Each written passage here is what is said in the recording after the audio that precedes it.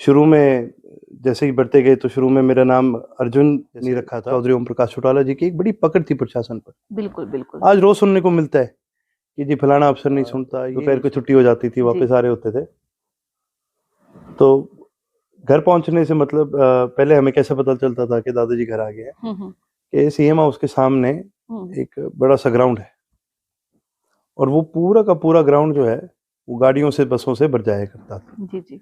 तो जब वो भर जाया करता था तो समझ लो दादाजी आज घर पर है।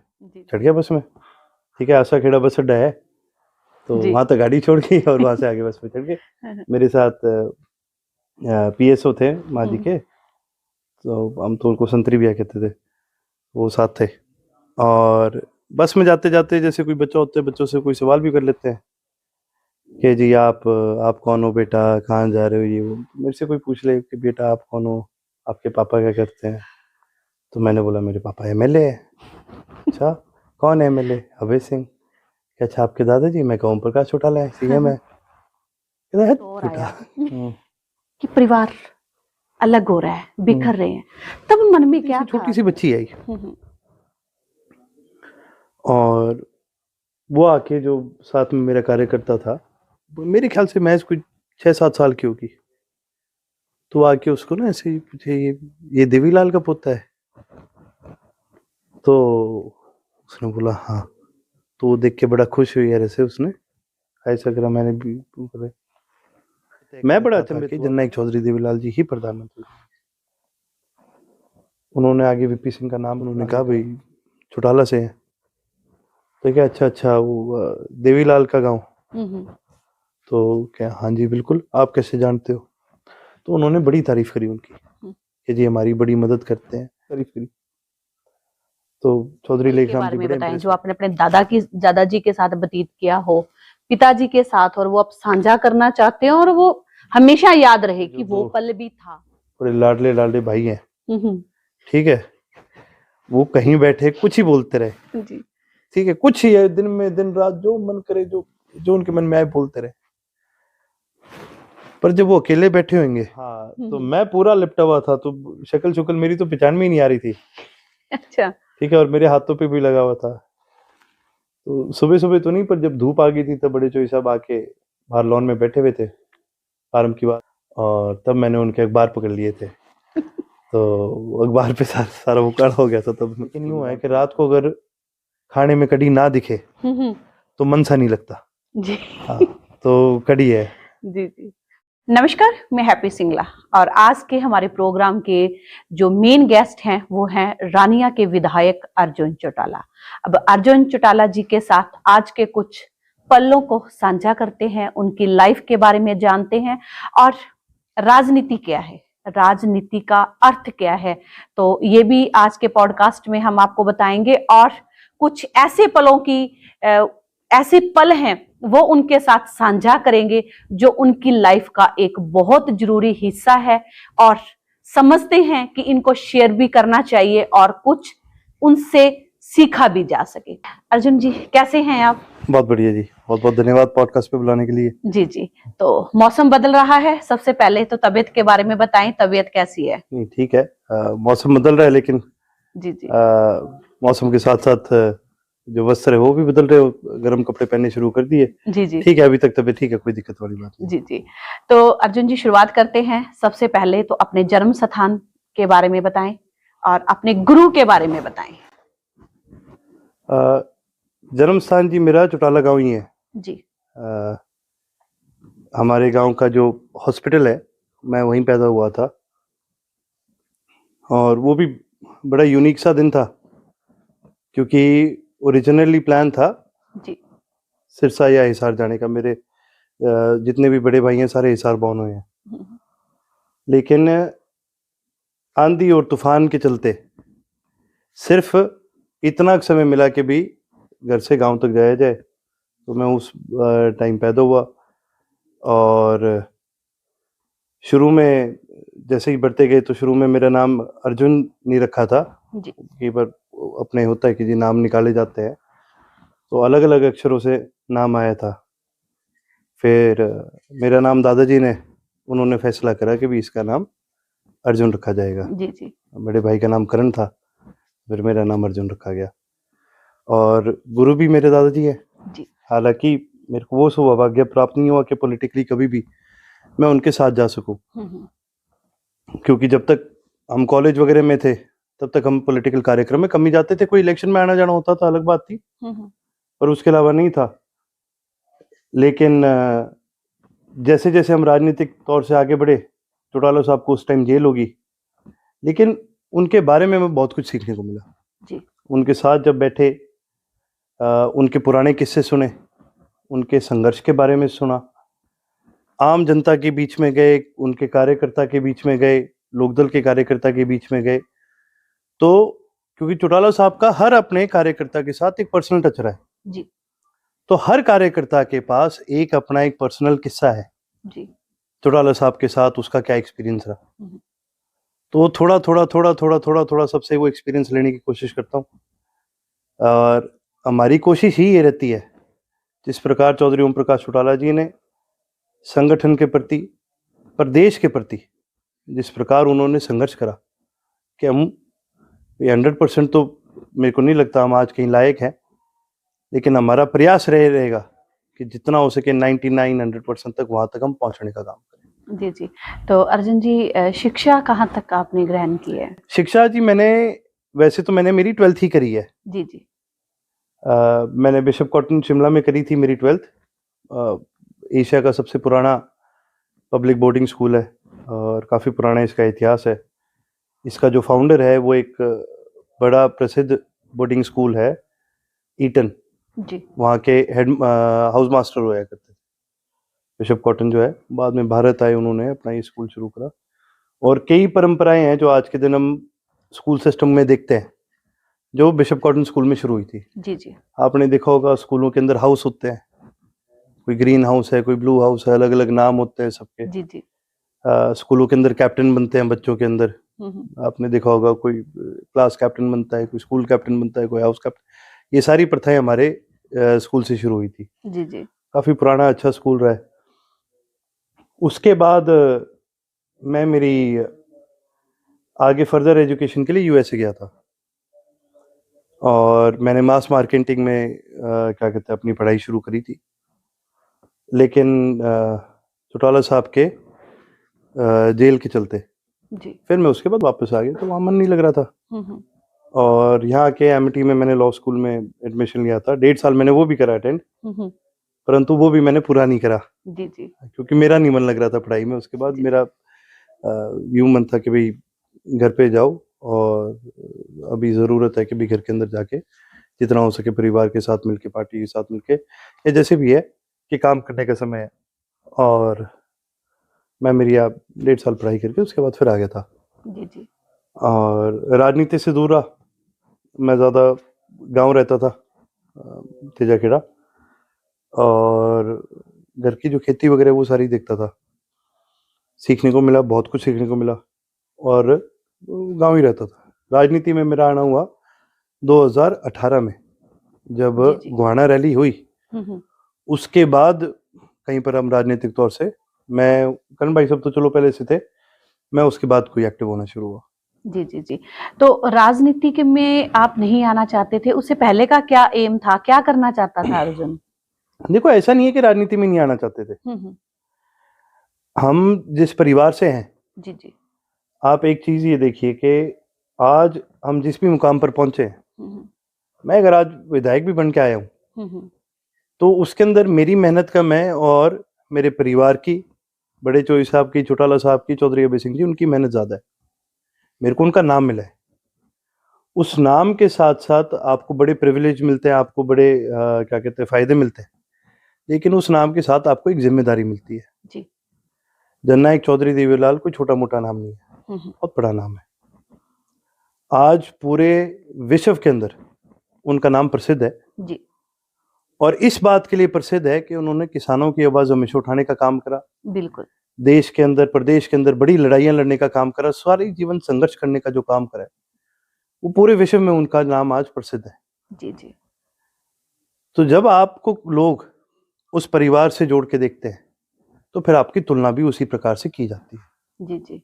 लोग आपसे उम्मीद करते हैं कि भी अगर आपके परिवार में बड़े चौधरी साहब के परिवार से हो, सच्ची में आप उनको अपने आप को उनका खून मानते हो, तो भाई फिर उन जैसे काम भी तो करके दिखाओ, संघर्ष करो, लोगों की आवाज उठाने का काम करो।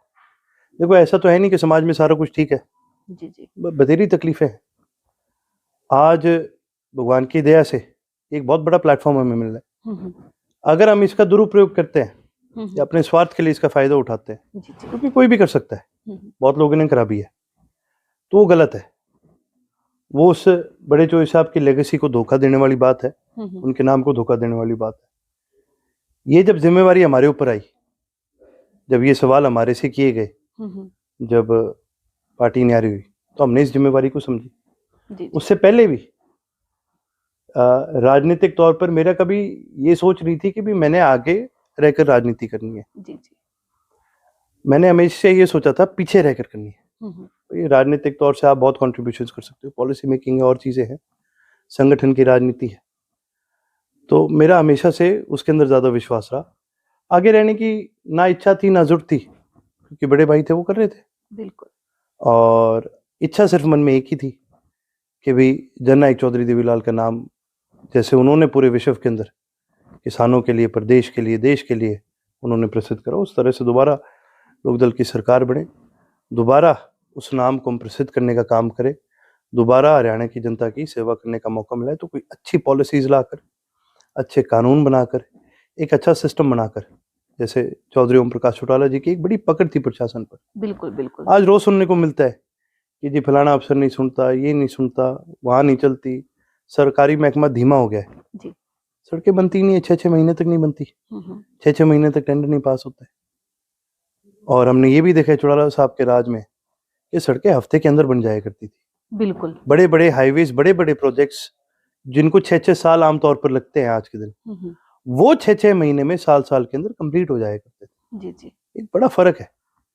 देखिए जी, आप चाहो तो मेहनत करके, ये सारी बात की आप चाहो तो मेहनत करके आपको एक बड़ा मौका मिला है, तो ये जनता की वजह से मिला है जी। आप सेवा कर सकते हो, बहुत लोग आज के दिन नहीं करते। चौटाला साहब से हमने ये देखा कि उनको जहां ये मौका मिला, उन्होंने एक भी सेकंड, एक भी अपना, मेरे ख्याल से दिन, जितने दिन वो मुख्यमंत्री रहे, एक भी दिन ऐसा नहीं होगा जिस दिन उन्होंने आराम किया होगा। बिल्कुल। नंबर भी सार्वजनिक था उनका, हर कोई रात को भी बुला लेता था। हाँ, नहीं सिर्फ एक वो बात नहीं है जी, आप एक चीज देखो, उनकी एक सोच रही है, और ये आपको आम लोगों में ये सोच नहीं मिलेगी। बिल्कुल। जितने समय तक चौधरी ओम प्रकाश चौटाला जी मुख्यमंत्री रहे, उनका हमेशा एक विश्वास रहा कि भाई एक एक जो सेकंड है ये मेरा नहीं है, ये जनता का है। बिल्कुल। ठीक है, अगर मुख्यमंत्री बना हूं तो जनता की सेवा के लिए बना हूं। अगर मुख्यमंत्री के पद को कोई सेवाएं प्राप्त होती है तो वो जनता के पैसे से प्राप्त होती है। इनका फायदा उठाना, दुरुपयोग करना, ये जनता के साथ एक धोखा है। जी जी। काम अपना ना करना, पूरा समय ना देना, ये भी उस पैसे का दुरुपयोग है। जी जी जी। क्योंकि आपका सिक्योरिटी पे, हर चीज पे पैसा लगातार खर्च होता जा रहा है। जी जी। और तमाम सरकारी खर्चे, ऑफिस के, ये सारे लगातार चल रहे हैं जी। तो फिर वो समय जाया नहीं करते थे। बिल्कुल। अपना सारा समय पब्लिक के लिए उनका कंप्लीटली ओपन होता था। यहाँ तक कि जी हमें भी कैसे पता चलता था, हम जैसे मान लो सुबह स्कूल गए, दोपहर को छुट्टी हो जाती थी, वापस आ रहे होते थे, तो घर पहुंचने से मतलब पहले हमें कैसे पता चलता था कि दादाजी घर आ गए हैं, कि सीएम हाउस के सामने एक बड़ा सा ग्राउंड है, और वो पूरा का पूरा ग्राउंड जो है वो गाड़ियों से, बसों से भर जाया करता था। जी जी। तो जब वो भर जाया करता था तो समझ लो दादाजी आज घर पर है। जी जी। क्योंकि वो अपना सारा टाइम पब्लिक को भी देते थे, और इसके बावजूद, पब्लिक को टाइम देने के बावजूद, उन्होंने प्रशासन के ऊपर एक बहुत ही मजबूत पकड़ बनाने का काम करा। जी जी। तो अर्जुन, स्कूल का टाइम कैसे होता था? जैसे दादाजी सीएम हैं और अभय सिंह की बात की जाए तो एक दबंग नेता है, तो स्कूल में कैसा ट्रीट किया जाता था कि मुख्यमंत्री का पोता है? और बच्चों का फ्रेंड सर्कल कैसा था? फ्रेंड सर्कल में क्या था? मेरे को खुद नहीं पता था मैं मुख्यमंत्री का पोता हूँ। अच्छा। हाँ। नहीं, क्योंकि जी देखो जिस उम्र में हम दादाजी सीएम थे, हमारी बड़ी छोटी उम्र थी। जी जी। और उस उम्र में मेरे ख्याल से कोई बहुत तेज ही बच्चा होगा जिसको इस बात की समझ होगी मुख्यमंत्री क्या होता है। मेरे को तो इस बात का कोई ज्ञान नहीं था। अनभोल सा बचपन था। हाँ, और साथ में जी हमें क्या कहते हैं, देखो बचपन से ही हमें कभी इस बात का एहसास नहीं होने दिया। जी जी। ठीक है, कभी भी हमें इस बात का उन्होंने एहसास नहीं होने दिया कि भाई तुम, हाँ, हमें हमेशा इस बात का एहसास था कि भाई बड़े चोई साहब ने क्या करा है, ठीक है, किस परिवार से हो, लेकिन क्या पद है, उस पद के साथ क्या आता है, ये सिक्योरिटी क्या है, ये इन सब का कभी उन्होंने एहसास होने नहीं दिया। जी जी। यहाँ तक कि मैं आपको एक किस्सा सुनाता हूँ मेरे बचपन का। जी जी।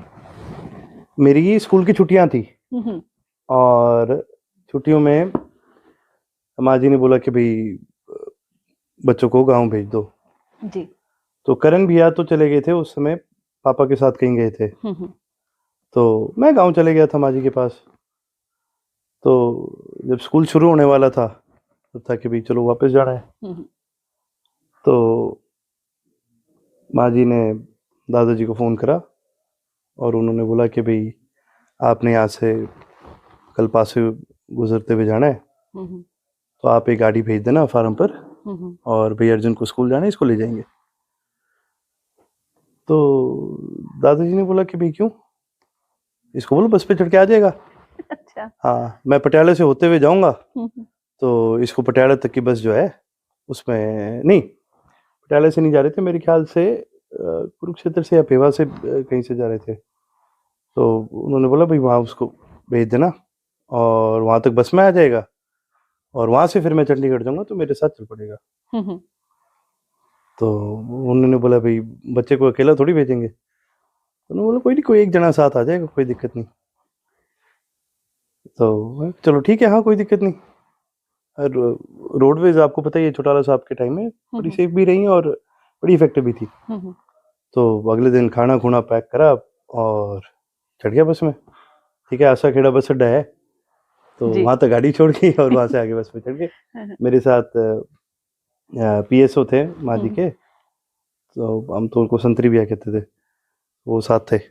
और बस में जाते जाते जैसे कोई बच्चा होता है, बच्चों से कोई सवाल भी कर लेते हैं कि जी आप कौन हो बेटा, कहाँ जा रहे हो, ये वो। मेरे से कोई पूछ ले कि बेटा आप कौन हो, आपके पापा क्या करते हैं, तो मैंने बोला मेरे पापा एमएलए है। अच्छा, कौन एमएलए? अभय सिंह। अच्छा, आपके दादाजी? मैं कहूँ प्रकाश चौटाला है, सीएम है। कहता है झूठा। क्योंकि उसको विश्वास नहीं था ना भी मुख्यमंत्री का पता बस में चल रहा होगा, वो भी रोडवेज वाली में। तो वो उस तरह से कभी हमें एहसास नहीं होने दिया, और यही फायदा हमें बाद में हॉस्टल में जाकर के हुआ।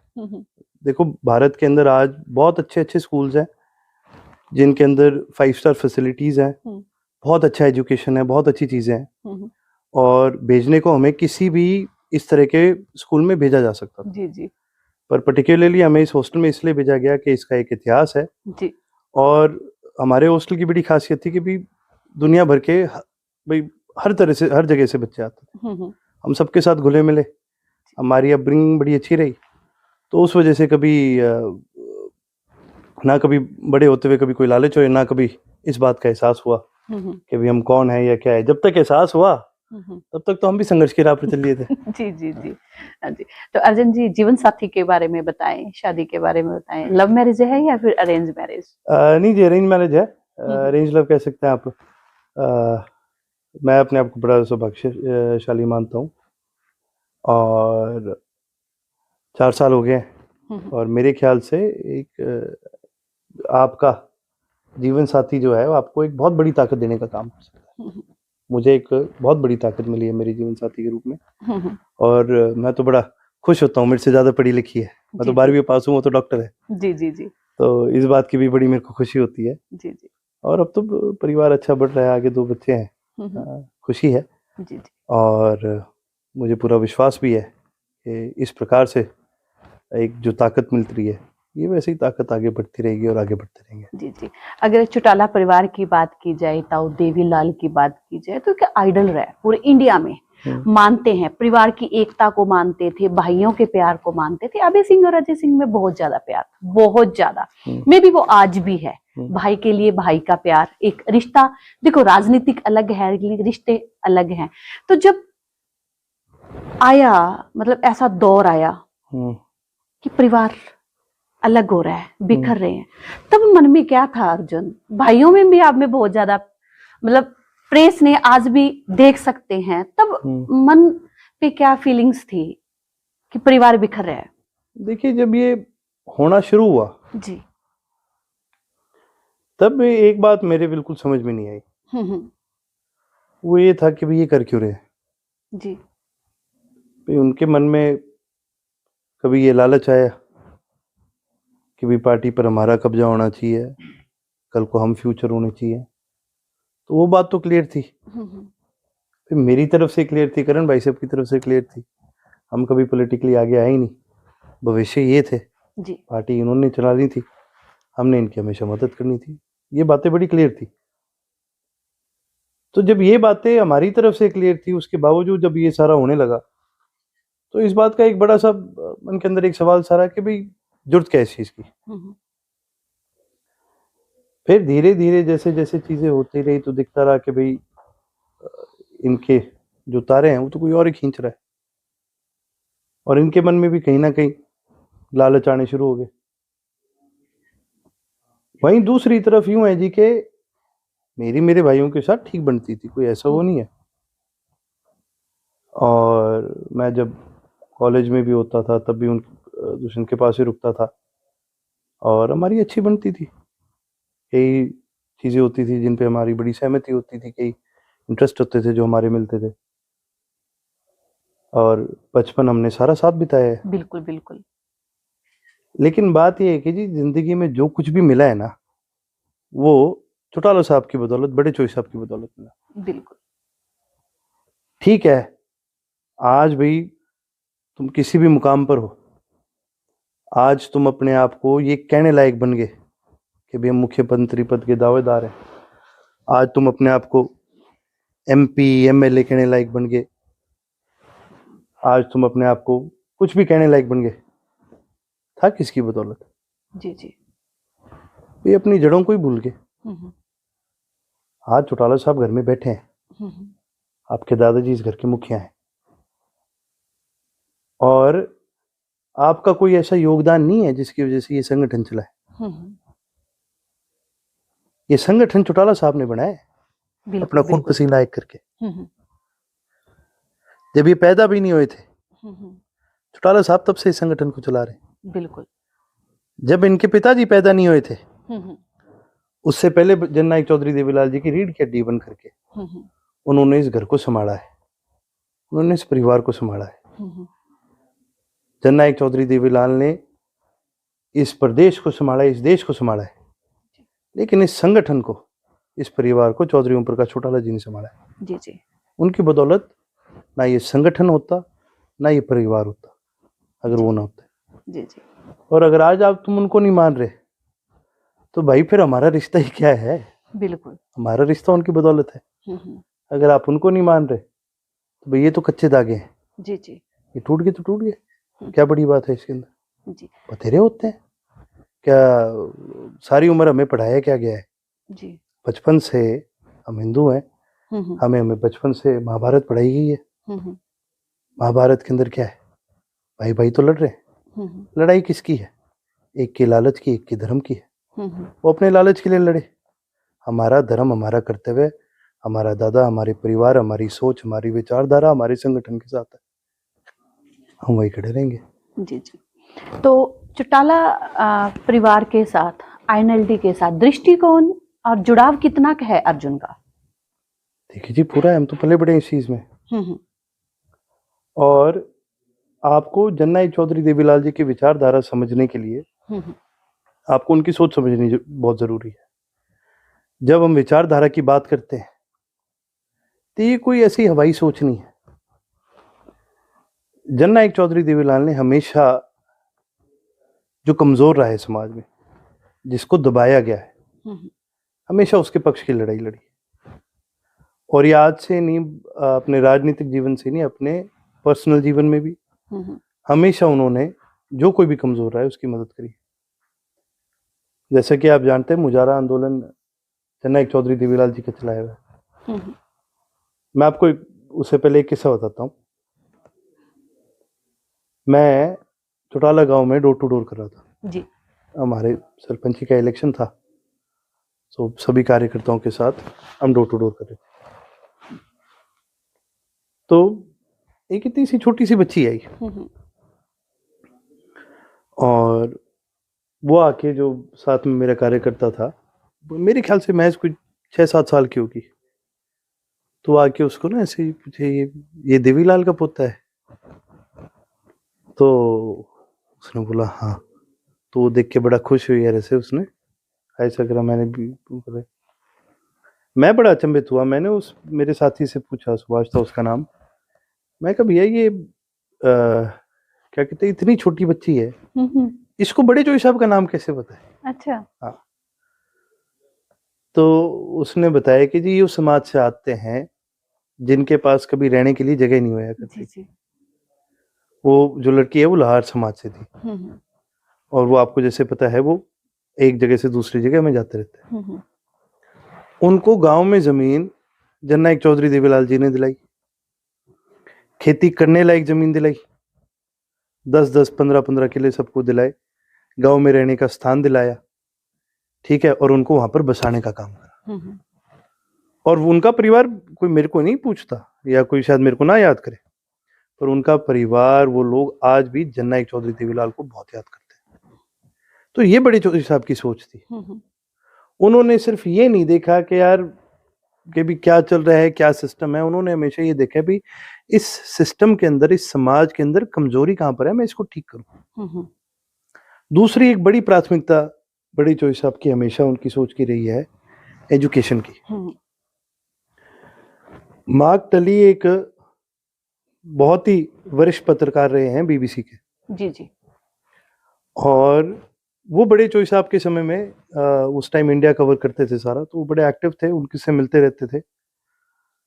तो लगातार उनकी बड़े चोई साहब से उन दिनों बातचीत होती रहती थी। वो उनके विचारधारा से, उनकी सोच से बड़े प्रभावित थे।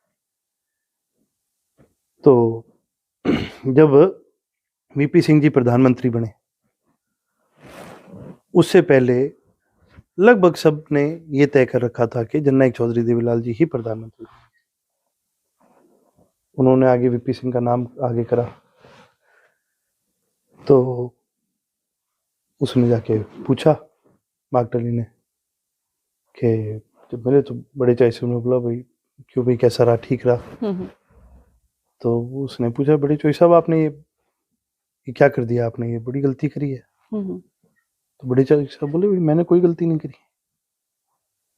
कहते क्यों? कहते यार मैं देहाती आदमी हूँ, अनपढ़ हूँ, मेरे से इंग्लिश भी नहीं बोली जाती।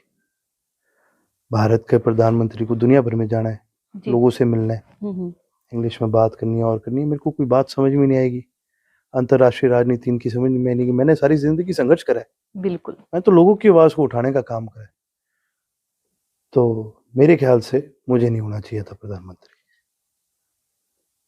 तो मार्क टली बड़ा अचंभित था उनकी इस सोच के बारे में। और उनकी सोच इसलिए थी क्योंकि बड़े चोई साहब के लिए एजुकेशन एक बहुत जरूरी चीज थी। उनका हमेशा से ये मानना था कि भी नई चीजें सिस्टम के अंदर अगर कोई बदलाव लाएगा, नए कानून लाएगा, कोई नए तरीके से अगर कोई सुधार लाएगा, तो आने वाला जो पढ़ा लिखा है, जिसको समझ हो, जिसको ज्ञान हो, वही लेके आ सकता है। उनका एक बड़ा विश्वास है इस चीज में, और उस चीज को हमेशा मानते हुए उन्होंने एजुकेशन को भी हमेशा प्राथमिकता दी। हमारी, जहाँ आप विचारधारा की बात करते हो, आप पूछते हो भी मेरी लोकदल से कितनी मिलती है, मेरी इस बात पे सबसे ज्यादा मिलती है कि जी देखो, हम कोई भी चीज करते हैं, हम हमेशा आने वाले भविष्य के लिए करते हैं। बिल्कुल, ठीक है। हम हमेशा, लोग कहते हैं कि भी शादी कर लो, शादी कर लो, ठीक है भाई, शादी कर लो, बच्चे कर लो, बच्चे कर लो, ठीक है, फिर क्या करना है? बच्चों के लिए मेहनत करनी है, परिवार पालना है। तो आप सारी उम्र किसके लिए मेहनत कर रहे हो? अपने परिवार के लिए कर रहे हो, आप आने वाले भविष्य के लिए कर रहे हो, है ना? तो ये बहुत जरूरी है, आप आने वाले भविष्य को दे क्या रहे हो? बिल्कुल। आप कैसा माहौल दे रहे हो, आप कैसा समाज दे रहे हो, आप कैसी शिक्षा दे रहे हो, आप कैसा वातावरण दे रहे हो, आप कैसी दुनिया छोड़ के जा रहे हो उनके लिए। ये सारा कुछ ही मायने रखता है। बिल्कुल। तो ये बड़े चॉइस आपकी हमेशा एक बड़ी सोच रही थी कि एजुकेशन हो, हेल्थ केयर हो, ये हमेशा उनकी सोच थी कि भी वो हर आम जनमानस तक पहुंचनी चाहिए। जी जी। ये जितनी बड़ी सुविधाएं हैं, ये हर इंसान का, हर भारतीय नागरिक का इसका बड़ा हक होना चाहिए। जी जी। लोग हम पे एक बड़ा ठप्पा लगाते हैं कि जी ये रूरल पार्टी है। बिल्कुल। देखिए जी, मैं पैदा गांव में हूँ, मैं पला बड़ा गांव में हूँ। आज भी अगर 5 दिन फालतू में, 10 दिन फालतू में कहीं मिल गए, खाली हूँ, तो मैं गांव ही जाऊंगा। होली दिवाली हमारी गांव में ही है जी। बिल्कुल। और हमने बड़े बड़े शहर भी देखे हैं, सौभाग्य से दुनिया भर के शहर देखे हैं हमने, क्या कहते हैं, देश के बड़े बड़े शहर देखे हैं।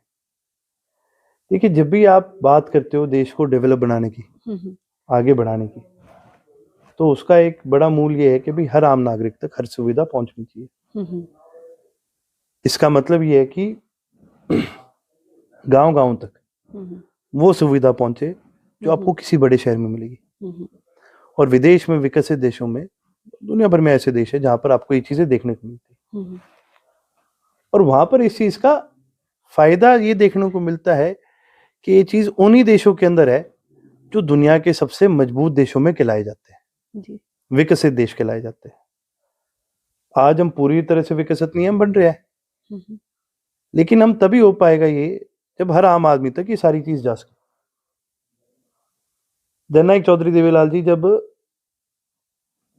उस समय कांग्रेस में होया करते थे, देश की आजादी हो चुकी थी, बड़े चौधरी साहब उस समय दिल्ली गए थे।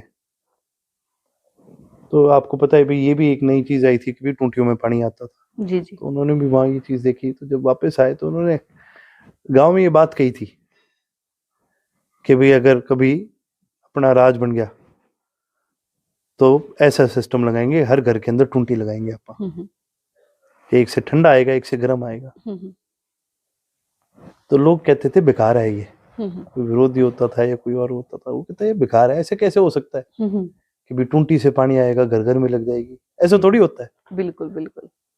और आप ये देखें, उनके इस सपने को पूरा करने में सबसे बड़ा योगदान चौधरी ओम प्रकाश चौटाला जी का था, जो आज सरकार बड़ी पीठ थपथपाती है घर घर जल योजना और इन सब के बारे में, ये चौधरी ओम प्रकाश चौटाला जी की शुरू करी हुई। लोग बात करते हैं कि भाई इंडियन नेशनल लोकदल की सरकार की सबसे बड़ी देन क्या रही होगी। मेरा ये मानना है सबसे बड़ी देन ये थी कि हर गांव को जितनी अच्छी सड़क आपको शहर में मिलेगी उतनी अच्छी सड़क आपको गांव में मिलेगी। हर गांव को कनेक्ट करने का काम करा जी जी। हर गांव में पीने का पानी पहुंचाने का काम करा, जहाँ नहर का पहुंच सका वहां नहर का पहुंचाया, जहाँ ट्यूबवेल का पहुंच सका वहां ट्यूबवेल का पहुंचाया जी जी। आज सिर्फ 5 साल था जी। लोग बात करते हैं हर जगह नहीं पहुंचा, मैं भी कहता हूँ हर जगह नहीं पहुंचेगा भाई 5 साल में, समय लगता है, समय लगता है। लेकिन आप तुलना कीजिए 5 साल में चौटाला साहब ने कितनी जगह तक पहुंचाया, कहाँ कहाँ पहुंचाया, और बाकी सरकारों में आज उनकी क्या प्रगति है, ये आपको साफ फर्क दिखेगा जी जी। मोर देन 50%, 60% से ज्यादा प्रदेश चौटाला साहब ने अपने कार्यकाल में पूरा करा। और उसके बाद 20 साल 2 सरकारें बदल चुकी है, 2 अलग अलग पार्टीज की आ चुकी है। 20 साल में ये वो आंकड़ा, जहाँ चौटाला साहब ने 5 साल में 60% कवर करा, ये सिर्फ 30% के लगभग उसके बाद कवर कर पाए। आज भी प्रदेश के अंदर हर जगह आपका नहरी पानी या कंप्लीट आपका पानी नहीं मिल रहा, बहुत जगह लोगों को टैंकर से पानी लेना पड़ता है। अपने सिरसा में भी आपने देखा होगा ये है। बिल्कुल बिल्कुल, बहुत समस्या है। हाँ, लेकिन ये सबसे बड़ा योगदान चौधरी ओम प्रकाश चौटाला जी का था कि आज ये अगर नीति यूज भी हो रही है और आज तो देश भर में चल रही है, ये उनका एक बहुत बड़ा योगदान था जी जी। तो अर्जुन, जब आप राजनीति में आए, राजनीति में घुस गए पूरे तरीके से, तो सबसे बड़ी चुनौती आपके के लिए क्या रही? कौन सी चुनौती का आपने सामना किया? देखिए, चुनौतियां एक नहीं कई थी, क्योंकि मेरे ख्याल से सबसे बड़ी चुनौती एक ये थी कि हम राजनीति में इस टाइम पर आए जिस टाइम पर बड़ा पार्टी को नुकसान हो रहा था। और हमारे आने का एक उस समय ये एक बड़ी चुनौती थी कि मेरे को और करण भैया को तो फिर भी लोग थोड़ा जानते थे, मेरे को बिल्कुल ही नहीं जानते थे। मेरी कभी पब्लिक इंटरेक्शन थी नहीं, कभी इलेक्शन के अंदर हो गए या वैसे कभी सुख दुख में आना जाना हो गया या कोई ब्याह शादी में आना जाना हो गया, वो अलग बात है। पर मतलब कोई ज्यादा पॉलिटिकली कभी एक्टिव नहीं था, कभी मैंने मीटिंग नहीं अटेंड करी पार्टी की, बिल्कुल या रैली में भी कभी एक्टिवली पार्ट नहीं लिया, किसी भी चीज में नहीं लेता था। तो शुरू के अंदर एक बड़ी वो आया कि भाई अपने तरीके से सबसे मिलना जुलना, लेकिन कुल मिला के जी कोई इतनी दिक्कत वाली बात नहीं थी। संगठन में सबका बड़ा प्रेम प्यार मिला, और मैं ये मानता हूँ कि जितना मैं नया था उतना ही 5 साल में मेरे को सीखने को मिला। और ये सभी साथियों की बदौलत है कि सभी का थोड़ा थोड़ा ज्ञान मिला। जैसे कि मैंने आपको शुरू में बताया, हर कार्यकर्ता को चौधरी ओम प्रकाश चौटाला जी पर्सनली जानते हैं। हर कार्यकर्ता का उनके साथ कोई किस्सा है, कोई बात है, कोई संघर्ष की कहानी है, वो सब सीखने को मेरे को इन 5 सालों में मिला। जी। तो आपके जीवन के प्रेरणा स्रोत कौन है, आखिर क्यों? मेरी जिंदगी के अगर आप बोलोगे प्रेरणा भी किससे लेता हूं मैं, तो वो एक नहीं है, वो कई है जी। बड़े चोई साहब से बड़ी प्रेरणा मिलती है जी। क्योंकि उनके जीवन में भाई उन्होंने हमेशा संघर्ष करा। और इस बात की प्रेरणा मिलती है कि भी आप एक आम किसान परिवार से, चलो बड़े जमींदार थे लेकिन किसान थे, किसान होने के बावजूद भी आप कितना किस देश के अंदर और दुनिया के अंदर बदलाव ला सकते हो, इस बात की मिसाल है। फिर एक और किस्सा सुनाऊंगा आपको मैं। बड़े चोई साहब अपनी जवानी के दिनों में तो बड़ी राजनीति नहीं करते थे, उस समय देश गुलाम था, फ्रीडम की स्ट्रगल में भी भाग लेते थे और आम राजनीति भी करते थे। तो जो उनके जो फादर थे चौधरी लेखराम जी, तो वो कई बार बड़ा इस बात को लेके गुस्सा होते थे। और एक बार चौधरी लेखराम जी का चौटाला के पास संग्रिया है, तो वहां जाने गए थे कोई सामान वगैरह लेने के लिए। तो जो वो मंडी के में गए, जिस दुकानदार से उनकी बातचीत चल रही थी, तो बातों में उसने पूछा जी आप कहाँ से हो? तो उन्होंने कहा भाई चौटाला से हैं। तो क्या अच्छा वो देवीलाल का गांव? तो क्या हाँ जी बिल्कुल, आप कैसे जानते हो? तो उन्होंने बड़ी तारीफ करी उनकी कि जी हमारी बड़ी मदद करते हैं, मंडी में लोगों की आवाज़ उठाते हैं, किसी को कुछ दुख तकलीफ हो तो उसके लिए भाई यहीं पर ही होते हैं, और बड़े अच्छे आदमी ऐसे करके उन्होंने बड़ी तारीफ करी। तो चौधरी लेखराम जी बड़े इम्प्रेस हुए और उन्होंने बताया कि भाई मैं उन्हीं का पिता हूँ। तो जो दुकानदार था उसने बोला नहीं जी मैं आपसे पैसे नहीं लूँगा, ये वो ऐसे करके मना करा। तो बड़े हैरान भी रहे, बड़े इम्प्रेस भी रहे। और जब फिर बड़े चोई साहब से मिले तो उन्होंने उनको घर बुलाया, उनको कहा भाई मैं मंडी जाके आया था। तो बड़े चोई साहब भाई अपने फादर से वो भी घबराते थे, तो वो थोड़ा सा भाई क्या पता डांट पड़ेगी आज फिर से, क्या कहेंगे। तो तब उन्होंने बोला कि भाई बड़ा अच्छा लगा तेरे बारे में सुन के, और भाई मैं जितना मेरे है मैं तेरी पूरी मदद करूंगा। मैं ये तो नहीं कह सकता कि भाई मैं सारी दुनिया से लड़ सकता हूँ या सारी दुनिया के बराबर मेरा धन है, पर जितना मेरा धन है वो तू लग कर, तू मेहनत कर, तेरे को पूरी सपोर्ट करेंगे। तू अगर अच्छा काम कर रहा है तो तेरे को पीछे नहीं हटना चाहिए, तेरे को आगे बढ़ना चाहिए। और ये मिसाल कायम है, आज बड़े चोई साहब का नाम हर इंसान जानता है। मेरी प्रेरणा चौटाला साहब भी रहे जी। क्योंकि जहाँ चौटाला साहब खुद अपाहिज रहे, तो उनको भी उनके दादा चौधरी लेखराम जी ने उन्होंने एक बात कही थी कि बेटा ये जो आप अपाहिज हो, जो पोली है, इसको कभी अपनी कमजोरी मत बनने देना। ठीक है, लड़ाई यहाँ से नहीं लड़ी जाती, लड़ाई यहाँ से लड़ी जाती है, यहाँ से लड़ी जाती है। ठीक है, यहाँ से कभी कमजोर मत होना, हमेशा अपने आप को इतना मजबूत रखना, हमेशा अपने आप को इतना शार्प रखना कि कोई आपसे आगे ना बढ़ पाए। और चौटाला साहब के बारे में आज हर इंसान जानता है, जो उनकी प्रशासन पर पकड़ रही, जो उनके जीवन का संघर्ष रहा पोलियो होने के बावजूद भी, जो उनकी मेमोरी है आज सारी दुनिया उसको जानती है। तो प्रेरणा है चौधरी अभय सिंह जी का बेबाकपन, उनकी सच्चाई। मैंने एक चीज हमेशा देखी है कि चौधरी अभय सिंह जी ने कभी किसी आदमी को झूठ नहीं बोला। बिल्कुल, जो उनके मन में है, अगर उनको आप पसंद हो तो बोलेंगे हाँ जी आप पसंद, और अगर उनको आप ना पसंद हो तो वो भी आपको बोलेंगे भाई मेरे को आप ना पसंद, वो आपसे बात नहीं छुपाएंगे। बहुत लोगों को ये बात कड़वी लगती है, पर मैं एक चीज बात कहता हूँ, भाई मीठी बातें करने वाले तो सारी दुनिया ने देखे, कोई फायदा तो नहीं मिलता। ज्यादा मीठे से शुगर होती है। बिल्कुल। शुगर को कैसे ठीक करा जाता है? देसी इलाज क्या है? करेले का जूस। करेला जूस थोड़ा कड़वा होता है जी जी लेकिन इसका इलाज ही है। जी सच का कोई भी दूसरा ऑल्टरनेटिव नहीं है।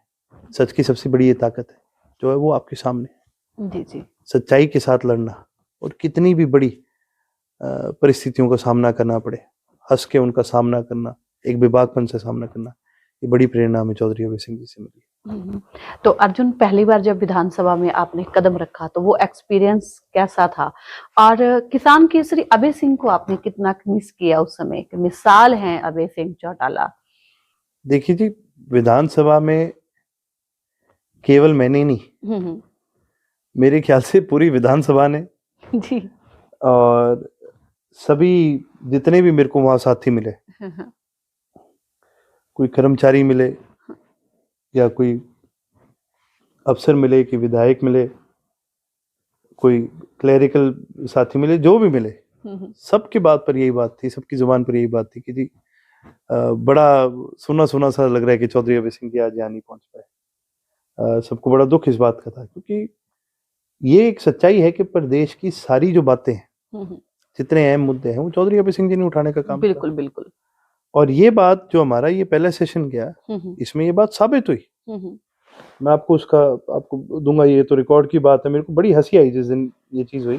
तो जैसे कि हमारा पहला सेशन शुरू हुआ तो हमारा प्रयास ये था कि अपने हल्के की बात रखी जाए और प्रदेश के मुद्दे भी उठाए जाए। जहां जहां मौका मिला, मैंने रानिया के चाहे पानी की समस्या हो या कोई और चीज हो, हर चीज में अपनी बात रखने की हमने कोशिश करी। और जहाँ प्रदेश की बड़ी समस्या है उनके ऊपर हमने कॉलिंग अटेंशन भी लगाई। आप मानोगे नहीं भाई, हमने जो कॉलिंग अटेंशन लगाई, चाचा जी ने भी लगाई, मैंने भी लगाई, कोई भी ऐसे मुद्दे पे नहीं लगाई हमने जो हम दोनों का सेम हो। भाई सेम मुद्दे पर क्यों लगाने की कोशिश ये रहती कि ज्यादा से ज्यादा आप मुद्दों की बात करो। और कांग्रेस ने एक एक मुद्दे पर 3-3, 4-4, 5-5 विधायकों ने कॉलिंग अटेंशन लगा रखी। जी जी। आपके पास और क्या मुद्दा नहीं है प्रदेश में? हमने लगाई डीएपी पर, जी जी, हमने लगाई बढ़ते डेंगू पर, हमने लगाई प्रदेश की तमाम समस्याओं पर। और कांग्रेस ने किस चीज पर लगाई? मेरे को हैरानी बड़ी इस बात की हो रही है कि जी शहरों में पोस्टर ज्यादा लग रहे हैं, इन पे कार्रवाई करी जाए। यार ये म्यूनसिपालिटी देखेगी, ये शहर की कमेटी जो है वो देख सकती है इसको। ये तो डीसी लेवल पर ये सारी तमाम चीजें हो सकती हैं। कॉलिंग अटेंशन का मतलब ये है कि आप प्रदेश के ऐसे मुद्दों पर चर्चा करें जो बड़े अहम है, कि भी विधानसभा की सारी कार्रवाई रोक दी गई है सिर्फ इस बात के लिए कि भी इस मुद्दे पर चर्चा हो सके, इस पर सवाल जवाब हो सके। और क्या क्या लगाए हैं, क्या कॉलिंग अटेंशन लगाई है इस पे, क्या जवाब मांगेंगे ये सरकार से? यहीं से आपको साबित हो जाता है ये लोग सरकार से मिले हुए। भाई ये कोई मुद्दा है प्रदेश के अंदर? आज बेरोजगारी है, किसान को डीएपी की दिक्कत आ रही है, बीमारियों की दिक्कत है, कहीं इंफ्रास्ट्रक्चर नहीं है, स्कूल नहीं है, इतनी ज्यादा दिक्कतें हैं, किसी पे चर्चा नहीं कर रहे। क्या जी पोस्टर ज्यादा लग रहे हैं? क्या करोगे इनका? जी। ये लोग हैं ऐसे जो आज कह रहे हैं कि भी हम विपक्ष हैं, इनसे अपना खुद का नेता प्रतिपक्ष नहीं बनाया जाता। ये क्या बात उठाएंगे, ये क्या प्रदेश की बात करेंगे? और इन्होंने इस तरह से ये साबित करा। तो हाउस के अंदर एक पहला दिन था जी, पहला मौका था, बहुत कुछ देखने को मिला, बहुत कुछ समझने को मिला, बहुत कुछ सीखने को मिला। जी जी। तो आप अपनी लाइफ के एक ऐसे पल के बारे में बताएं जो आपने अपने दादाजी के साथ व्यतीत किया हो, पिताजी के साथ, और वो आप साझा करना चाहते हैं और वो हमेशा याद रहे कि वो पल भी था, तब वहां पर ऐसा हुआ था। कोई डांट फटकार का हो, कोई हंसी मजाक का हो। डांट कितनी का खाई है वो बताएं पहले। बहुत खाई है जी। मेरे ख्याल से अगर दोबारा साझा करना है तो मैं तो हर पल ही साझा करूंगा जी। बड़े चोई साहब का भी मेरे को आशीर्वाद मिलने का मौका मिला। अच्छा, मैंने बड़े चोई साहब से भी डांट खाई भी। अच्छा। हाँ, होली का दिन था हाँ, हाँ। और मैं छोटा सा था, 2000 उनकी डेथ से थोड़े टाइम पहले की बात थी और 1 साल पहले की बात थी, 99 की थी मेरे ख्याल, या 2000 की बात थी, मैं 7-8 साल का था। तो उन दिनों ना कि बड़े पक्के रंग आते थे एंड काले रंग के। हाँ, वो मतल के हाथों पे। हाँ, तो मैं पूरा लिपटा हुआ था, तो शक्ल शुक्ल मेरी तो पहचान में ही नहीं आ रही थी। अच्छा। ठीक है, और मेरे हाथों पे भी लगा हुआ था।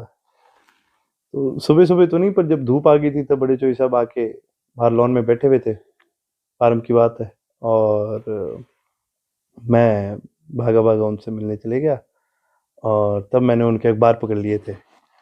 तो अखबार पे सारा वो कड़ा हो गया था, तब मुझे थोड़ी डांट पड़ी थी उनसे। अच्छा। पर ये बड़ा सौभाग्य है जी, मैं मानता हूँ कि हमें उनका आशीर्वाद मिला। जी, जी।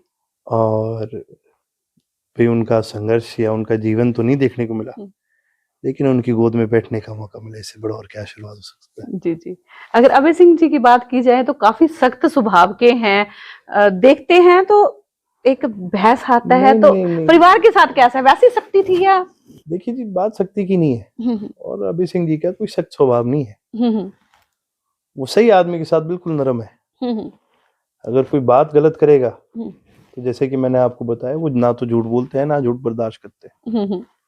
ठीक है, जो इंसान आपको झूठ बोल रहा है या आपसे झूठी बात करवा रहा है या गलत बात करवा रहा है, यानी उसके मन में कोई ना कोई तो उसके मन में गलत बात है।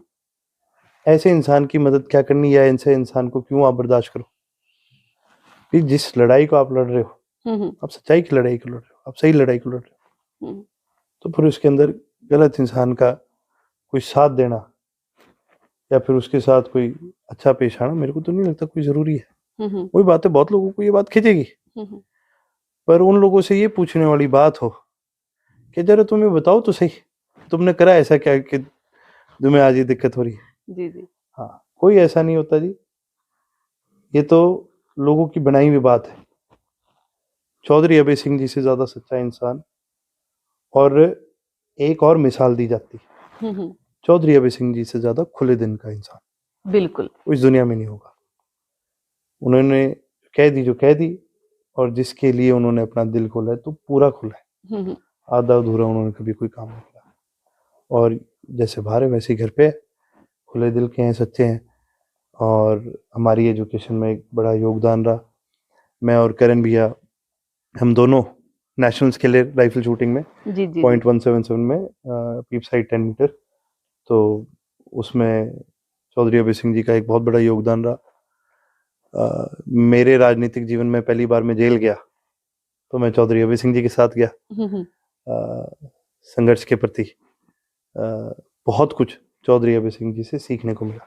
जी, जी।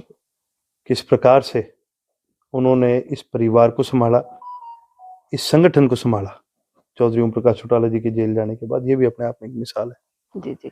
ठीक है, आज चाहे मेरे जो दो बड़े लाडले लाडले भाई हैं, ठीक है, वो कहीं बैठे कुछ ही बोलते रहे, जी। ठीक है, कुछ ही है, दिन में दिन रात जो मन करे, जो उनके मन में आए बोलते रहे, पर जब वो अकेले बैठे होंगे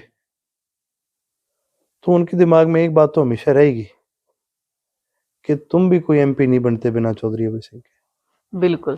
तुम्हारी जिंदगी में योगदान उसी आदमी का है। जी, जी, जी। अब तुम किसी मुकाम पे चले जाओ, तुम्हारी शुरुआत कराई है तो चौधरी अभय सिंह ने कराई है, तुम्हारे पल्ले नहीं था, ना तुम्हारा डोल था बनने का कुछ। जी, जी। अगर ये है किसी की बदौलत तो ये चौधरी अभय सिंह जी की बदौलत है। और मैं तो यही कहूँगा कि मेरे को तो अब बड़ी खुशी होती है कि जब चौधरी अभय सिंह जी, जो कई बार जैसे नहीं होता कि बचपन की कई चीज़ें शायद आपको ना याद हो कि आपके पिता के साथ कैसे रही जब छोटे बहुत हो, जी, जी। वो अब मैं उनको देखता हूँ अपने पोते पोती के साथ, तो मेरे को तो ऐसे लगता है कि भाई हम भी अपना बचपन अब दोबारा जी रहे हैं। जी, जी। हाँ जी। हाँ जी। तो राजनीति के साथ साथ परिवार को कैसे समय देते हैं अर्जुन? छोटा सा बच्चा भी है और काफी बार देखा है, जैसे अब आपने नामांकन भरा था ना, तो वो आपकी गोद में था, हाँ, तो साथ आया था। तो काफी बार देखे, काफी प्रोग्रामों में साथ होता है, वो खेल रहा होता है, काफी अच्छा लगता है। तो परिवार को समय कैसे देते हैं राजनीति के वो साथ? क्या है जी, एक बार गोदी चढ़ जाता है ना, फिर वो जल्दी से छोड़ता नहीं है मुझको। तो देखिए जी, मुश्किल है। मुश्किल इसलिए भी रहता है क्योंकि जो राजनीतिक इंसान है जी उसका जी। खुद का कोई टाइम नहीं है। हमारा जो टाइम है जी वो सबके साथ है। आप एक चीज समझिए, इसके अंदर जी, अगर आपके कोई कार्यकर्ता है, आज उसको आपकी जरूरत है, चुनाव में आपको उनकी जरूरत थी, वो आपके साथ थे, आपके संगठन के साथ। आज उनके घर में अगर कोई फंक्शन है या फिर आज अगर कहीं भी XYZ उनको आपकी जरूरत है, तो ऐसा नहीं है कि कोई आपकी कोई प्राथमिकता है या फिर आपका कोई ऐसी जिम्मेवारी बनती है या वो बनती है, लेकिन एक आपका साथ है पूरा। और उस साथ की, उस रिश्ते की एक अहमियत होती है। उस अहमियत को निभाना बहुत जरूरी है। बिल्कुल। उस रिश्ते को निभाना बहुत जरूरी है, उस अहमियत को मानना बहुत जरूरी है। और अगर हम अपने रिश्ते ना निभाए तो फिर संघर्ष कर किसके लिए रहे हैं? जिसके लिए कर रहे हैं, अगर उनके साथ ही ना जाए तो फिर वो संघर्ष किसके लिए है? तो उसके लिए जी हमें घर से दूर भी समय निकालना पड़ता है। चौधरी अभय सिंह जी, चौधरी ओम प्रकाश चौटाला जी को आज सारे देश भर के अंदर जी। लोग बुलाते भी हैं। उनका भी प्रयास रहता है वो जहां जहां हो सके प्रेजेंट रहे। सौभाग्य से मेरे को भी बहुत लोगों का आशीर्वाद मिला है और समय निकाल के हमारा भी ये पूरा प्रयास रहता है जितना हो सके। हम कोशिश रहती है जी कि बैलेंस करो, घर भी समय घर तो समय लगाओ और जितना हो सके आप हल्के में जाओ। हाँ, इसकी वजह से ये है कि भी आपकी आम पारिवारिक जिंदगी नहीं हो सकती। जी जी। ठीक है, क्योंकि हमारी तो क्या है जी, गाड़ी के अंदर एक अटैची पैक रहती है परमानेंट। जी जी। ठीक है, कोई पता नहीं कहाँ जाना पड़ जाए, कहाँ रात बितानी पड़ जाए। जी जी। ठीक है, तो इससे सफर करता है, लेकिन ये हमने बचपन में भी देखा है। ठीक है, कुछ पाने के लिए कुछ खोना पड़ता है। जी जी। ये संघर्ष कोई हमारा अकेले का नहीं है, बिल्कुल। ये मेरे अकेले का नहीं है। जी जी। जननायक चौधरी देवीलाल को भी अपने परिवार को छोड़ करके इस प्रदेश के लिए संघर्ष करना पड़ा। चौटाला साहब ने भी करा, चौधरी अभय सिंह जी ने भी करा, और ऐसे नहीं है जी कि पीछे इस परिवार को कोई दिक्कत है। जी जी। तो चाचा की काफी टाइम बाद एंट्री हुई, तो विधानसभा में देखा दोनों चाचा भतीजा हरे रंग की पगड़ी पहन कर गए थे, तो वो कैसा एक्सपीरियंस था? परिवार का हमेशा से सदस्य रहे, परिवार में हमेशा आना जाना रहे, इसमें कोई डाउट नहीं है। हाँ, राजनीतिक तौर से हमारी जो राय है वो न्यारे थे। और जिस दिन इकट्ठे हुए तो बड़ी खुशी हुई इस बात की। और जब विधानसभा गए तो वाकई में इस चीज़ की जी बड़ी खुशी भी है। और मैं तो मानता हूँ कि जी देखो, एक बहुत बड़ा सहयोग है, सहारा भी है कि अकेला नहीं हूँ। एक बड़ों का आशीर्वाद होना एक बहुत बड़ी बात है। बहुत बड़ी बात है। और मेरे से ज्यादा राजनीतिक एक्सपीरियंस उनका है, काफी ज्यादा है। बिल्कुल। बहुत कुछ सीखने को भी मिलता है। तो अगर आज अर्जुन राजनीति में ना होता तो क्या अलग शौक था, क्या कहाँ जाने की ख्वाहिश थी? जाने की नहीं थी कहीं, मेरा हमेशा से एक चाव रहा है कि जैसे कि मैंने आपको कहा, सौभाग्य से हमें देश भर में जाने का मौका मिला, दुनिया भर में जाने का मौका मिला। और क्योंकि हम खुद एक किसान परिवार से हैं, खुद खेती करते हैं, तो मेरा हमेशा से एक मन में ये बात रही है कि खेती के प्रति हमेशा एक इंटरेस्ट रहा है। तो जब भी बाहर जाते थे, कहीं पर भी मेरे को खेत दिखते थे, किसी जानकारों का होता था या कहीं पर भी कोई मौका मिलता था, तो मेरी हमेशा कोशिश ये रहती थी कि भी जितना हो सके देखूं, सीखूं, समझूं। आज क्या है जी, आज विज्ञान जो है बहुत खेती के अंदर बहुत आगे निकल गया है। बिल्कुल। जिस प्रकार की हम खेती करते आए हैं उसके अंदर भी बहुत बदलाव आ चुके हैं। बिल्कुल। और बहुत सारे बदलाव भारत देश में देखने को मिल रहे हैं। लेकिन मेरा ये मानना है कि जिस रेट पे डेवलपमेंट चल रही है, इसके अंदर विज्ञान आगे बढ़ा है, उस रेट पर भारत तक ये चीजें नहीं पहुंचती। मेरा हमेशा से ये प्रयास रहा है, अगर राजनीति ना करता तो खेती करता, वैज्ञानिक तरीके से कोई कोशिश करते इसमें बढ़ावा दे। आज राजनीति कर भी रहे हैं तो भी यही प्रयास रहेगा, वो चीज नहीं बदलती। प्रयास रहेगा कि भाई किस तरह से हम अपने प्रदेश के अंदर, देश के अंदर खेती के नए जरिए लेके आए, किसानी को आगे लाए। हाँ, देखिए जी, मैं आपको एक चीज बताना चाहूंगा, ऐसा नहीं है कि भाई बिना खेती के किसी देश का गुजारा नहीं हो सकता। बिल्कुल। आप यूं नहीं कह सकते कि हाँ जी चलो बना लो इंडस्ट्री और चल जाएगा हमारा काम। नहीं होता जी।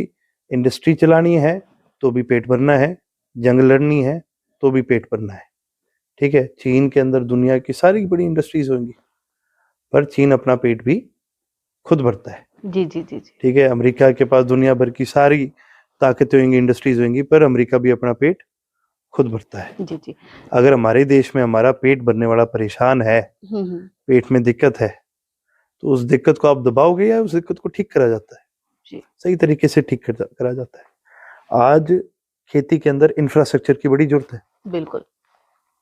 बड़ी प्राइवेट कंपनियों के पास तो पैसा है, अपना पैसा लगा के कितना ही बड़ा इंफ्रास्ट्रक्चर खड़ा कर लें। बिल्कुल। आम किसान के पास नहीं है।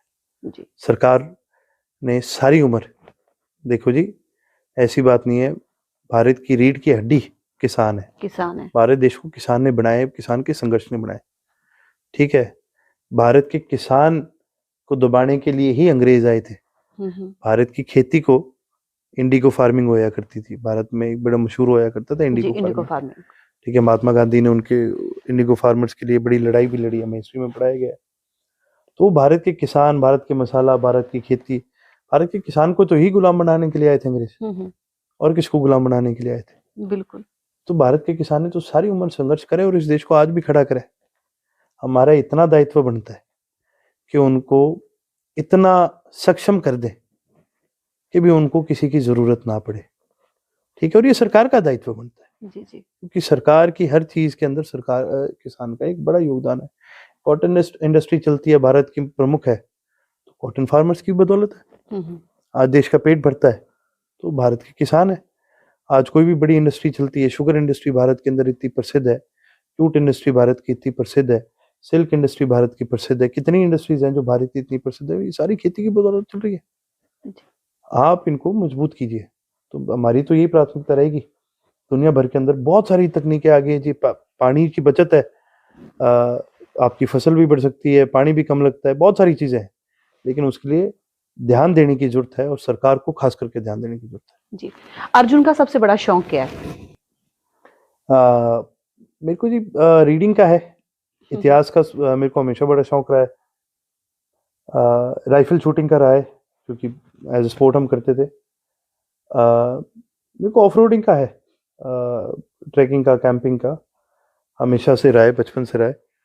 और कभी भी अगर फ्री टाइम ऑफ हो या अगर मेरे को कभी भी समय मिले तो मैं कोशिश यही रहती है कि कहीं पर ऑफ रोडिंग के लिए चले जाऊं या फिर कहीं पर कैंपिंग के लिए अगर ट्रैकिंग का मौका मिले तो जरूर जाता हूँ। जी जी। गाड़ी कौन सी पसंद है? गाड़ी सारी ठीक है, अब तो कोई एक पर्टिकुलर पसंद नहीं है, लेकिन जो मेरी थार है वो मेरी पहली गाड़ी थी, जो मैंने खुद ली थी, तो मेरे को बहुत पसंद है वो और यूज करता रहता हूँ। बाकी अब तो जी गाड़ी का शौक थोड़ा कम हो गया, अब तो एक साधन के तौर पर ज्यादा यूज करते हैं। जी जी। खाने में सबसे ज्यादा क्या पसंद है? घर का खाना, कढ़ी। कढ़ी? हाँ, कढ़ी यूं है जी के शौक के तौर पर कोई चीज खा लो, कितनी खा लो, स्वाद सारी चीज लगती है। और ऐसा नहीं है कि किसी आदमी की कोई पर्टिकुलर चीज होती है जो फेवरेट हो। किसी दिन आपको कोई चीज पसंद आएगी, किसी को कोई चीज होगी, लेकिन यूं है कि रात को अगर खाने में कढ़ी ना दिखे तो मन सा नहीं लगता जी। हाँ, तो कढ़ी है। जी जी जी। और एक दिन, कोई ऐसा दिन मिले जिसमें राजनीति की बात नहीं करनी, राजनीति नहीं करनी, समाज सेवा नहीं करनी, और क्या करना चाहोगे कुछ उन फुर्सत के पलों में? राजनीति नहीं करनी आपने। और बतेरे काम है जी, आदमी बिजी रह ही जाता है। जी जी। एक तो काफी दिन से ऐसा दिन आया ही नहीं है। आ जाए तो क्या करना चाहोगे? आ जाए तो जी परिवार के साथ टाइम स्पेंड करना चाहेंगे। जी जी। बच्चों के साथ करना चाहूंगा।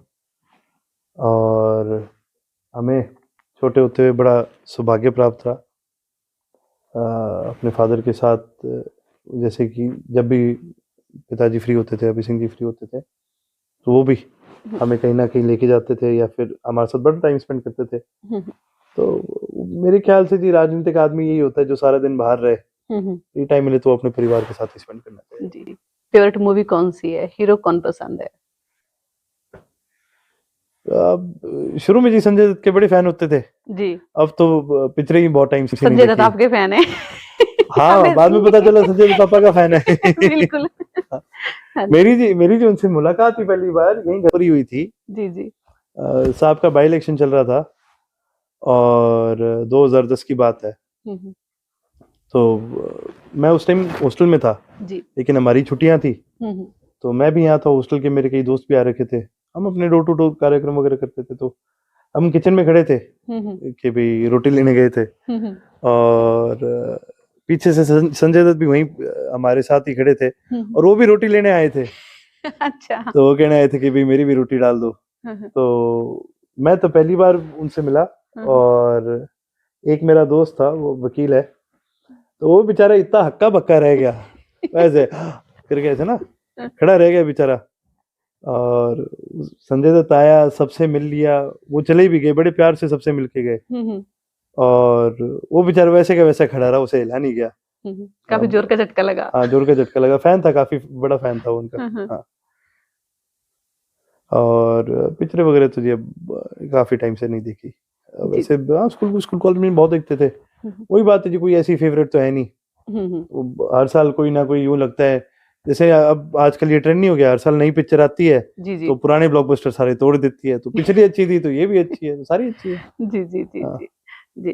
तो अर्जुन एक किसान परिवार से साथ है ना आप ताल्लुक रखते हैं और किसानी के लिए आप नया नई सर्च भी करते रहते हैं। अगर आज के किसानों की बात की जाए तो बहुत दुखी है। जब पहली बार किसान आंदोलन चला था तो डॉक्टर जैस्मिन ने वहां पर मोर्चा संभाला था। काफी वहां पर दिल से सेवा करी थी। वो तब वो वाली चीज क्या थी और आज भी देखो एक किसान नेता मरण व्रत पर बैठा हुआ है ना। सरकार नहीं सुन रही है तो आज वो टीस कहाँ उठती है। अर्जुन उस चीज को कैसे देखता है एक नेता ना होकर एक किसान होकर क्या सोच रखते हैं आप? देखिए जी मेरा कई चीजें इसमें मानना है कि किसान आंदोलन इतनी मजबूती से क्यों आगे बढ़ सका। उसका सबसे बड़ा कारण ये है कि ये जो आंदोलन है वो किसी एक संगठन का नहीं था जी। किसी एक किसान संगठन का नहीं था किसी एक प्रदेश का नहीं था किसी एक नेता का नहीं था। वाकई में आंदोलन आम जनता का आम किसान का था। जी जी। और उस आंदोलन के तहत हमारे प्रदेश के देश के किसानों को एक बहुत बड़ी ताकत मिली। दुख ये है कि बाद में धीरे धीरे करते करते उस आंदोलन का राजनीतिकरण होता गया। जब आंदोलन खत्म हुआ तो राजनीतिकरण होता गया और उसका कहीं ना कहीं किसानों को नुकसान उठाना पड़ा क्योंकि एक बार राजनीतिकरण हो जाता है तो दोबारा एक बार इकट्ठा होना मुश्किल हो जाता है। मैं तो आज एक चीज मानता हूं कि उससे बड़ी ताकत हमें कभी मिल नहीं सकती और किसानों को वाकई में अगर अब की बार सरकार से आगे अपनी बात रखनी है अपना पक्ष पूरा रखना है अपना पक्ष मजबूती से रखना है तो हम हर कदम में किसानों के साथ हैं। इनेलो का एक एक कार्यकर्ता किसानों के साथ है। एक एक नेता चौधरी अभय सिंह जी ने प्रेस कॉन्फ्रेंस के माध्यम से कहा था और बॉर्डर के आसपास आपको हमारे बहुत कार्यकर्ता वहां मिलेंगे। जी जी। हम सब वहां जाने का काम करते हैं। लेकिन मेरी एक खुद की एक निजी सोच है जी कि एक बार इस आंदोलन से पहले किसानों ने एक बार पहले फैसला करा था कि भी हम सरकार को ना तो दूध बेचेंगे जी ना सब्जी बेचेंगे हम कोई चीज नहीं बेचेंगे। और मेरा ये मानना है कि आंदोलन के समय अगर हम वो कदम उठा लेते हैं ना इतनी एकता थी हमारे अंदर उस समय कि वाकई में एक तरफा सरकार घुटनों पे आ जाती है। हमें दिल्ली भी जाने की जरूरत नहीं थी। बिल्कुल। मैं तो कहता हूं जी कोई ऐसा कदम उठाना चाहिए दोबारा इस देश के सारे किसान मेरे कहने के नहीं जी किसी एक के कहने के भाई के किसी और के कहने के नहीं आम किसान दोबारा सारा इकट्ठा हो और जब आम किसान इस बात पर गांठ बांध देगा कि भी एक दाना नहीं बेचना क्या है हम अपने कोई नहीं अपने खाने की जोगी अपने खाने जोगी सब्जी भी उगा लेंगे अपने खाने जोगी अपनी कणक कुणक सारा कर लेंगे दूध वूध सारा ठीक है जी। तंगी हो रहे हैं थोड़े दिन और हो लेंगे पर लेकिन अगर हम ये सारे इकट्ठे होकर एक बार ये फैसला देना कुछ नहीं इनको देना फिर वाकई में ये सरकार आप देख लेना जी 5 दिन पिछली बार तो इतना लंबा चला था ये 5 दिन के अंदर अंदर अपने घुटनों पे आ जाएगी। जी जी जी। ये इक्का करना चाहिए। जी जी। तो युवाओं को आप राजनीति में कैसे देखते हैं? जैसे कोई युवा है, नौजवान पढ़ा लिखा लड़का है, राजनीति में अर्जुन आना चाहता है, लेकिन राजनीति को आज के समय से देखो पैसों से तोला जाता है। भी जिसके पास पैसा है भाई वो ही बंदा राजनीति कर सकता है। पढ़ा लिखा है ठीक है, अपनी पढ़ाई अपने पास रख, पैसा है तो राजनीति में जाएगा, पीछे बैक है तो राजनीति में जाएगा। तो ऐसे युवा के लिए आप राजनीति में कैसे देखते हैं? ऐसा युवा राजनीति में कैसे और किस चीज से प्रेरित हो वो? देखिए जी, मेरा ये मानना है कि ये सोच बड़ी गलत है कि जिसके पास पैसा है वो राजनीति में जा सकता है, जिसके पास बैकिंग है वो राजनीति में जा सकता है।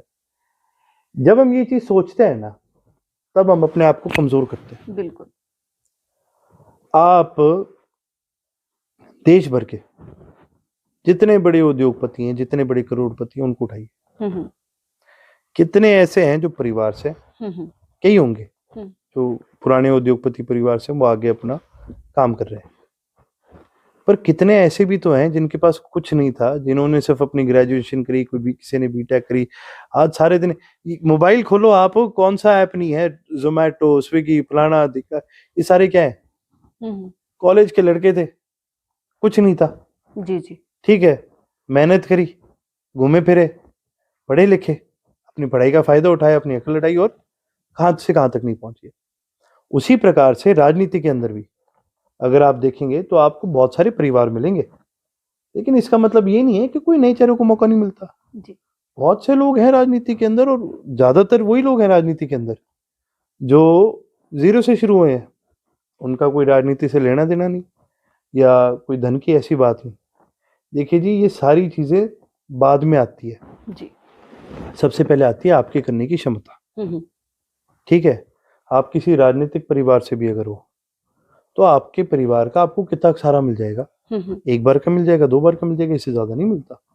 लोगों ने अपना फैसला अपने हिसाब से लेना होता है जी, किसी और के कहने से नहीं लेते जी जी। उसी प्रकार से अगर आपके अंदर क्षमता है तो फिर आप ये ना सोचो कि यार हम कहाँ से शुरू या कैसे करें। आप लोगों की भी जाना शुरू करो जी। आपको समस्याओं का पता भी चलेगा, उनका सामना करने के बारे में आपको ज्ञान भी मिलेगा, क्योंकि जो ज्ञान लोगों में रह करके किसी भी साथी को मिलेगा, किसी भी युवा साथी को मिलेगा, वो आपको और कोई नहीं दे सकता। राजनीतिक गुरु, जनता से बड़ा कोई राजनीतिक गुरु नहीं है। आप जनता में जाओ और जनता से ज्यादा आपको कोई सिखा नहीं सकता, और जनता से ज्यादा आपको कोई आगे लेके जा नहीं सकता। जी जी। तो अर्जुन, काफी बातें की आपके साथ, काफी अच्छा लगा, कुछ सीखने को भी मिला। जब भी किसी नेता के पास जाएं, किसी एस्ट्रोलॉजर के पास जाएं, किसी डॉक्टर के पास जाएं, तो काफी कुछ सीखने को मिलता है। तो आपसे भी काफी कुछ सीखने को मिला है। तो आप भी थोड़ा सा अपना एक्सपीरियंस हमारे चैनल के बारे में बताएं, हमारे पॉडकास्ट के बारे में बताएं कि आपको हमारे साथ बातचीत कर कर कैसा लगा। देखिए, पहली बार है ऐसा कि मैं पॉडकास्ट पे बैठा हूँ, मेरा पहला पॉडकास्ट है जी, और बड़ा अच्छा लगा। क्योंकि आमतौर पर क्या होता है जी, हमें आजकल क्या है जी, आजकल पत्रकारिता कुछ लेवल तक तो एक तरह से वो रह गई, एक वो गॉसिप का चैनल बन गया जी जी। कि जो उसने वो कहा आपने क्या कहना है, उसने वो कहा आपने क्या कहना है, इस पे कटाक्ष कर दिया, उस पे कर दिया। मेरे ख्याल से जी राजनीति अगर आगे बढ़े तो सही तरीका विचारधारा के माध्यम से। आज आपके माध्यम से मेरे को एक बड़ा मौका मिला कि मैं अपनी विचारधारा के बारे में बात कर सका। क्या हमारी सोच है, कहाँ से हम आते हैं, किस प्रकार से हम अपना काम करते हैं। तो काफ़ी खुलकर के बात हुई, और इसके लिए मैं आपका धन्यवादी भी हूँ कि हालांकि हमने बात तो सारी राजनीतिक करी जी जी, लेकिन हमने आम राजनीतिक चर्चा से हट करके जी जी आपके माध्यम से जो ये कटाक्ष वाली है, जो ये गॉसिप है, इसने वो कह दिया, उसने ये कह दिया, इसे हट करके जब बड़े मुद्दों पर और ऐसी चीज़ों पर चर्चा हो तो बड़ा अच्छा लगता है। तो आज के हमारे मेहमान थे अर्जुन, और जिन्होंने काफी कुछ बताया, पारिवारिक के बारे में काफी कुछ बताया, और उसी रास्ते पर चलने का प्रयास कर रहे हैं जिस रास्ते पर ओपी चौटाला चले। और ताऊ देवीलाल जी की बात करें तो उनका तो कहना ही क्या था, वो हम सब के आइडल हैं। और काफी अच्छा लगा हमें तो इनसे बातचीत कर कर। आपको ये वीडियो देखकर कैसा लगा, अर्जुन से बात कर कैसा लगा, तो आप भी अपने कमेंट में बताएं, और इसको शेयर जरूर करें। एक शेयर से एक हौसला बढ़ता है और एक उम्मीद बढ़ती है। जब और हौसले और उम्मीद चलते हैं तो इंसान कामयाब होता है। धन्यवाद।